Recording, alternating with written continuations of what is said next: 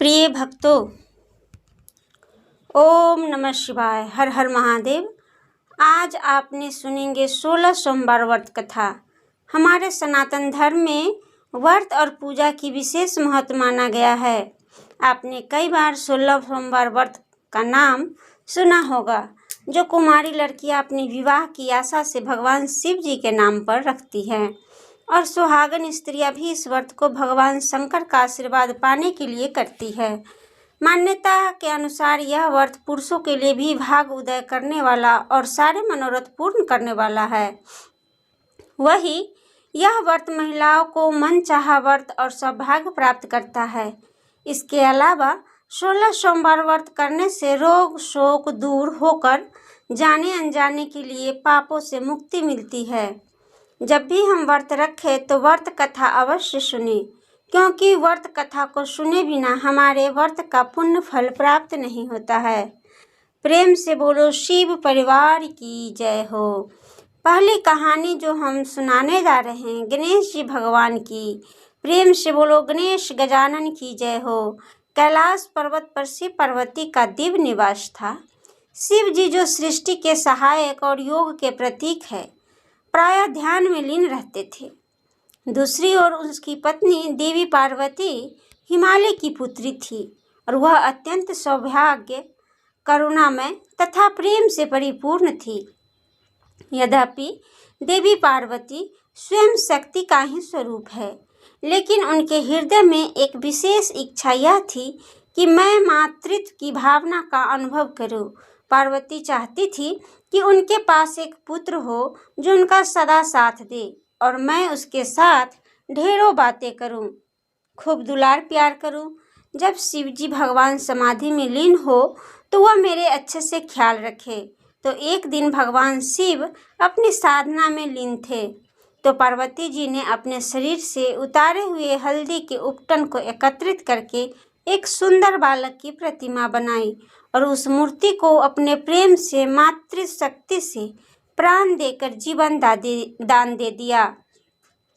वह बालक तेजस्वी था, जिसके रूप और सौंदर्य बहुत ही अद्भुत था। उनके पार्वती माता को प्रणाम करके कहा कि माता, कहो क्या आज्ञा है। जो पार्वती जी माँ ने उसे अपने बालक के रूप में स्वीकार किया और उसे कहा कि बेटा, तुम्हारा नाम गणेश है।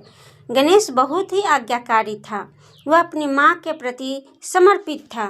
उसके बुद्धि और शारीरिक शक्ति अलौकिक थी, और पार्वती के हृदय में भी अपने पुत्र के लिए खूब दुलार और स्नेह था। तो पार्वती माता कहने लगी कि बेटा, मैं स्नान करने जा रही हूँ, तुम दरवाजे पर खड़े हो जाना, किसी को भी अंदर मत आने देना, चाहे वह कोई भी हो। तो गणेश जी ने कहा कि ठीक है माँ, जो आपका आदेश है, कोई भी अंदर नहीं आ पाएगा।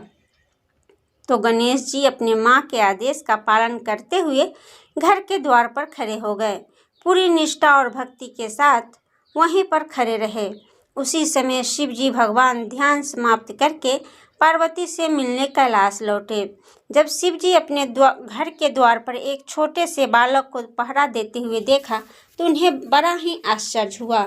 शिव जी ने उस बालक के पास आकर कहा कि हे बालक, मैं भगवान शिव हूँ, मुझे अंदर जाने दो। तो गणेश जी अपनी माँ के आदेश का पालन कर रहे थे, तो वह बिना झिझक से बोले कि मुझे माँ का आदेश है, मैं किसी को भी अंदर नहीं जाने दूंगा, चाहे वह कोई भी हो। आपको भी प्रवेश करने की अनुमति नहीं है। तो शिव जी ने समझाने का बहुत प्रयास किया कि मैं तुम्हारा पिता हूँ, पार्वती का पति हूँ, यह मेरा ही घर है, तुम मुझे अंदर जाने दो। लेकिन गणेश जी तो अपनी माँ के आदेश से हटने के लिए तैयार नहीं थे। तो उन्होंने पूरी दृढ़ता से कहा कि मैं आपको अंदर नहीं जाने दूंगा। तो इससे इस तरह के बर्ताव को देखकर तो भगवान शिव ने अपने सेवकों को आदेश दिया कि भवन के द्वार पर डटे उस बालक को समझाकर वहां से हटा दो, ताकि मैं अंदर प्रवेश कर सकूं। मुझे बहुत गुस्सा आ रहा है। तो शिव जी के आदेश का पालन करते हुए भगवान शिव के गणों ने गणेश जी को बहुत समझाया, द्वार से हट जाने की विनती की, परंतु गणेश जी तो नहीं माने। उन्होंने शिव गुणों की बुरी तरह से पीटकर वापस भेज दिया। तो शिव जी के गण वापस आ गए।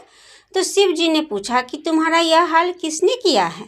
तो वह बताने लगे कि उस बालक ने हमें बुरी तरह से मारा है। तो भगवान शिव सोचने लगे कि छोटा सा बालक है,